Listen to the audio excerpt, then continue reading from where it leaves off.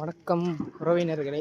சரி, கொஞ்சம் தமிழ் பேசுவோம் அப்படின்ட்டு தமிழ் பேசுவேன். என் முகம் சரியாக தெரியாது, என் வார்த்தை கரெக்டாக இருக்கும்.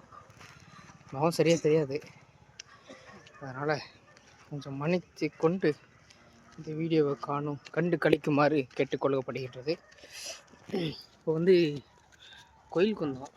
இதுதான் இடம். அது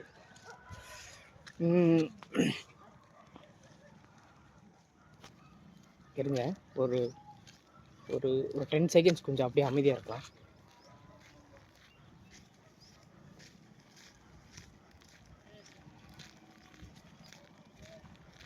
ஓகே, இப்போ பேசலாம்.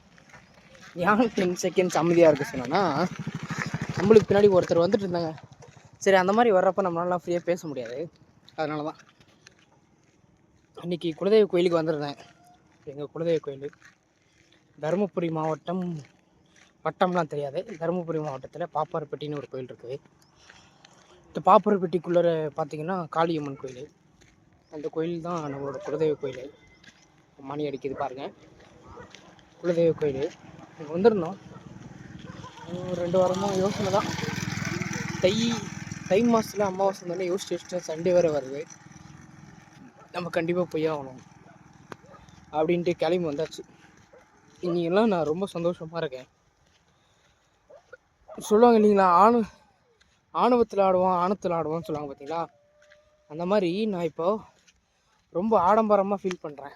எனக்கு அவ்வளோ ஆடம்பரமாக இருக்குது, அவ்வளோ சந்தோஷமாக இருக்குது. இன்றைக்கி காலையில், இன்றைக்கி என்ன டேட்டு, இன்றைக்கி நல்லா ஞாபகம் இருக்குது. இன்றைக்கி 18/1/2026. டைம் பார்த்தீங்கன்னா 11 மணி ஆகுது. நல்லா இருந்துச்சு. இன்றைக்கி நான் ரொம்ப சந்தோஷமாக இருக்கேன்ப்பா. காசு துட்டு என்கிட்ட எதுவுமே இல்லை, ஆனால் ரொம்ப சந்தோஷமாக இருக்கேன். ரொம்ப சந்தோஷம். சரி, இது ஒரு காட்சியாக எடுத்து வச்சுப்போன்ட்டு எடுத்துகிட்ருக்கேன். முடிஞ்சால் யூடியூப்பில் போடுறேன். யூடியூப்பில் இதெல்லாம் போட எனக்கு விருப்பம் இல்லை. இதெல்லாம் வீடியோ இல்லைன்னா அதை நான் போட்டுருவேன். ஏன்னா வாரத்துக்கு ஒரு வீடியோ போட்டாகணும் இல்லைங்களா, அதனால் இல்லைன்னா நான் போட்டுருவேன். காலையில் என்னோடய பிளான் என்னென்னா, கொஞ்சம் சீக்கிரமாக போயிடலாம். ஒரு 3-3:30 மணிக்கெல்லாம் எழுந்திரிச்சிட்டு இங்கே 7-7:30 முடிச்சுட்டு நம்ம ஒரு 10-11 மணிக்கெல்லாம் வீட்டுக்கு போகிற மாதிரி அப்படி தான் என்னோடய பிளானே அப்படி தான் இருந்தது. அது என்ன சுச்சுவேஷன், என்ன காரணமும் தெரில. சொல்கிறேன் பாருங்கள். இது காய் எப்படி நகர்த்துறாங்கன்னு நான் சொல்கிறேன் பாருங்கள். 5-5:15 எந்திரிச்சிட்டு அவசரமாக நான் குளிச்சுட்டு சாமியெல்லாம் கும்பிட்டு அப்படியே ஒரு பஸ் ஏறிட்டேன். ஏறி நின்றுட்டேன், உக்காந்துட்டு இருந்தேன். அப்புறமேட்டுக்கு இடம் வரல. அப்புறமேட்டுக்கு யாரோ ஒரு ஆள் தான் உட்கார வச்சுட்டு நம்ம நின்றுட்டுருந்தோம். பஸ்ஸு வந்துருச்சுங்க. பஸ் ஸ்டாண்டு வெளியே வரை வந்துருச்சு. என்ன ஆச்சுன்னு தெரில, டக்குன்னு இறக்கிட்டேன். சரிண்ணா, இன்னும் நல்லாயிருக்கு பஸ்ஸில், சீட்டு நல்லா உட்காந்துருக்க பஸ்ஸில் போகலான்ட்டு அப்படியே இறங்கிட்டு திரும்பி பஸ்ஸில் ஏறி உட்காந்துட்டு அந்த பஸ்ஸில் வந்தேங்க. வர்றப்பயே அடடா டைம் வர ஆயிடுச்சு, 9:30 ஆயிடுச்சு, 10 ஆயிடுச்சு. அப்படி இருங்க, கொஞ்ச நேரம் நின்று பேசலாம். 10 ஆயிடுச்சு, 9 ஆயிடுச்சுன்னு யோசிச்சுக்கிட்டே வந்தேன். 10 ஆயிடுச்சு, 9 ஆயிடுச்சு அப்படின்னு யோசிச்சுக்கிட்டே பெண்ணாத்திக்கிட்டே அப்படியே வந்தேன். அது இது பார்த்துட்டு நல்லா இன்றைக்கெல்லாம் நான் ரொம்ப சந்தோஷமாக இருக்கேங்க. நல்லா சிரிச்சிட்டே இருந்தேன். இன்றைக்கி காலையிலேருந்து அவ்வளோ சந்தோஷமாக இருக்கேன் நான் இன்றைக்கி. அந்த மாதிரி போயிட்டுருந்துச்சி. கோயிலுக்கு வந்தேன்.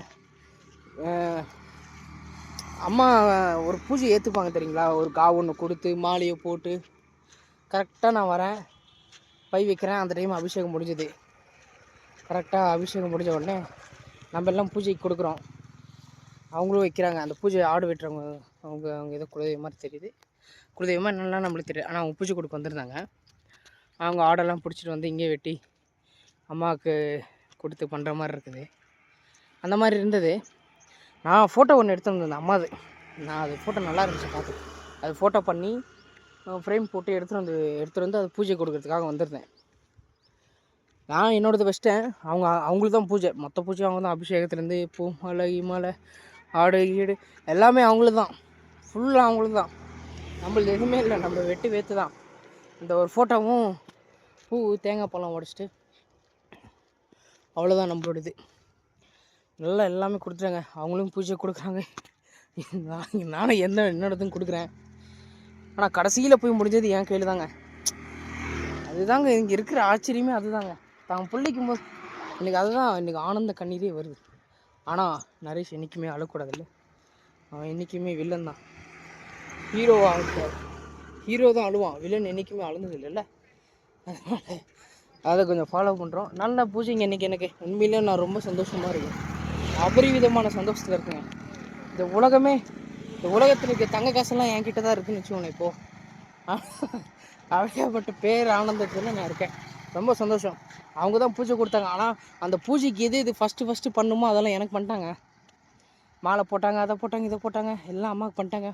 ஃபஸ்ட்டு பஞ்சாமிர்தம் அவங்க தான் வாங்கணும், நான் தான் வாங்கி சாப்பிட்டேன். ஃபஸ்ட்டு தேங்காய் பழம் அவங்களுக்கு தான் வடிக்கணும், ஆனால் இது தான் பண்ணாங்க. அதனால் இது ஒரு சின்ன ஒரு ஹாப்பினஸ் தான், அவ்வளோதான். அவங்களுக்கு வச்சாலும் ஒன்று தான், எந்த வச்சாலும் ஒன்று தான்.